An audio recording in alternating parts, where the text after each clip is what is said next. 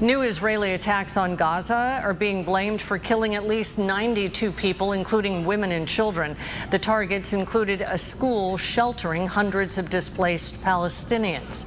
It comes as Israel has approved plans to seize control of the entire Gaza Strip. ABC 10 News reporter Perla Shaheen follows through with a North County woman worried for her family in Gaza.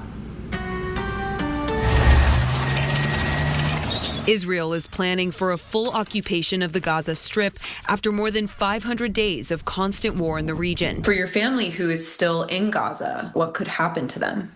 I wonder, honestly, what could happen. Do they even know? Can they really comprehend this horrible news right now? Ruba Al-Masri moved from Gaza to Vista around 30 years ago, but most of her family is still in the Middle East, some of them caught in the crossfires. ABC 10 News met with Al-Masri several times since the war began in 2023. In April, she was able to raise thousands of dollars to move her mom, dad, sisters, and their children to Egypt after we shared her GoFundMe on television. I'm literally lucky and blessed. And I feel so bad, though, for the rest of my extended family that they are still in Gaza. I followed through with her on Wednesday to see how her remaining family members are doing. Under Israel's new directive, they would be forced to move to the south. Al-Masri says they're struggling with shortages of medical supplies and food. More than 500 days ago, they woke up in their homes. They had breakfast on the table. They went to schools.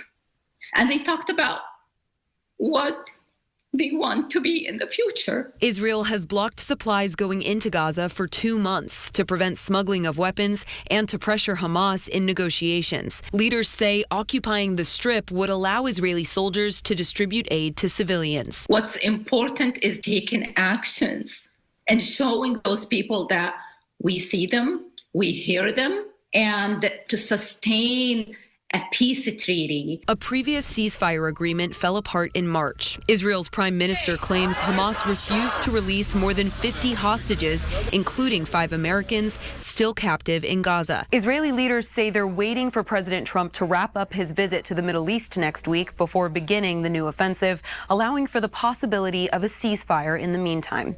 Perla Shaheen, ABC 10 News.